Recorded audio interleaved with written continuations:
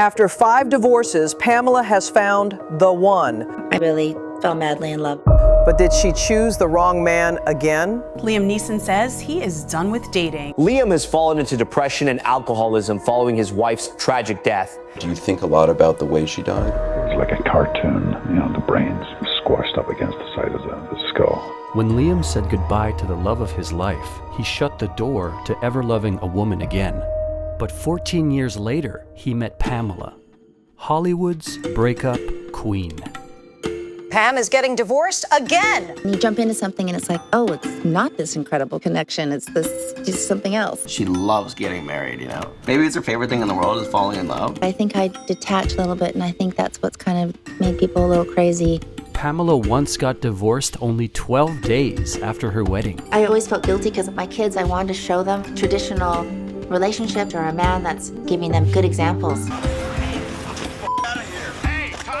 Pamela was following her mother's footsteps. My mom used to always say to me, I feel bad. I've set an example for you. I know your dad's an asshole, but I love him.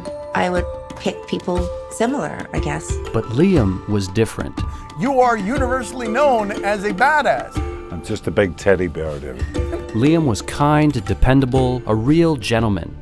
But there was one problem. He was still devoted to his wife. She was a radiant beauty.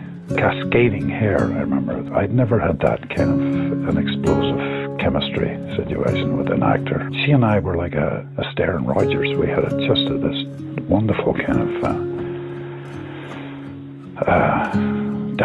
free dance on stage every night. A lot of people said that they saw them kind of fall in love on the stage. She always packed so much into every day, Natasha, that I think maybe she knew she wasn't destined to be on this earth for a long period of time. I have this charmed life of having a strong family life, and my 2 little baby boys and my husband. She cared for everybody. She has a motherly instinct. Just looked after us all, It's almost as good as it can get right now for you.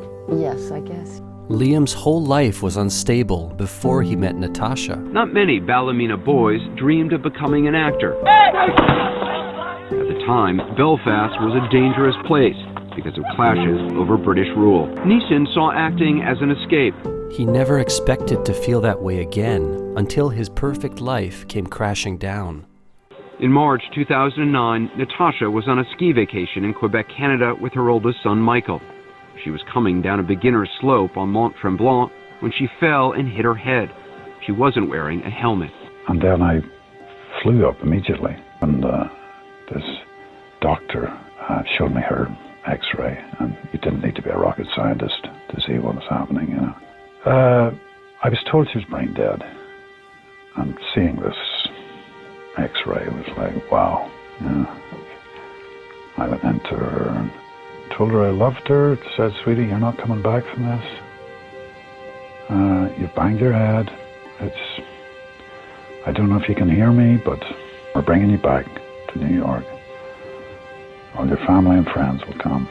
Do you think she had any idea about what could go wrong? No, of course not. Who would, Crippled by his grief, Liam buried himself into his work, but Natasha followed him wherever he went.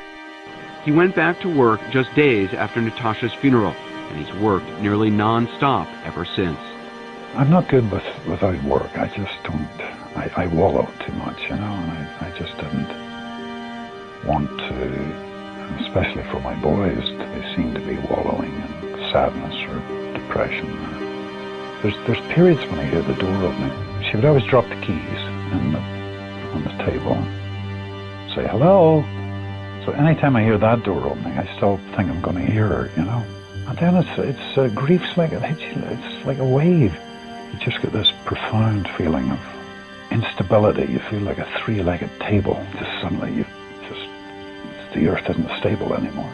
Liam was desperate to be there for his son Michael, but he choked up when he needed him most. Bono was a pal, and he came around to have a dinner. And I remember he was sitting beside Michael, and just out of the blue, he said, what age are you, Michael? Michael said, 13. I said, yeah, that's the age I was when I lost my mum. That was it. And I could have kissed him for it. he was like saying, you know, I lost my mom at this age and I'm doing okay. And you will do okay too, you know. But Liam couldn't be vulnerable like Bono was, and so he left Michael to work on his violent action movies. Liam Neeson has developed a reputation for being one of the fiercest, most powerful performers in Hollywood. He delivers an intensity that resonates with audiences, but his professional success has come hand in hand with devastating hardship and loss. Then, a script about a widower and his son gave Liam one last chance to save his family.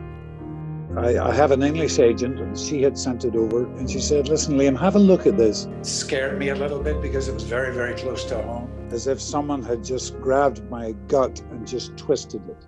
Liam had a chance to reconnect with Natasha once again. And she says, why do you want to do it? And I said something like, if I don't do it, I'll curl up and die. I thought, this is something I have to do. And I thought, gosh, this would be fantastic if I could do it with Michael. Dad approached me and didn't really tell me much. He just sort of said, Michael, I want you to read this. There was something really exciting about that and sort of honoring Mom in that way. Ready to face his grief, Liam healed with Michael for the very first time. He sort of looked at me after he read it, and I looked at him and I said, look, what do you think? Do you want to, should we try and go through this together? It was quite cathartic in many ways for both of us. The start of film, a beautiful butterfly flew between us. And after the scene, I said, Michael, did you see that? He says, what? I said, did you see the butterfly? And Michael said, no, I didn't. And you said, Natasha's with us. This makes you think, you know. He's saying, you're doing okay. Or it may have been flying through and going, do another take. That wasn't very good. Only after confronting his grief, Liam was able to move on to a new beginning. Liam, what was your first impression of me when we met? I thought, oh my God, she is so easy on the eyes. Oh. I was really taken with your there-ness.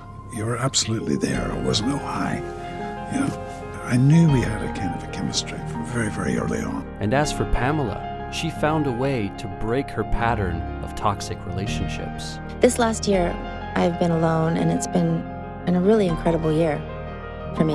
You know, just kind of going through, looking back and reflecting on everything, and you know, so it's been good. I mean, like, you have to be able to be alone too before you can be with somebody else. So I feel like I'm just kind of growing up right now. I've always been willing to change, but now I realize I just need to be more of me. And when you believe in yourself, other people start believing in you too. And it's a cliche thing to say, but as soon as I decided I'm good enough, then all this stuff just started happening. It was like miracle after miracle.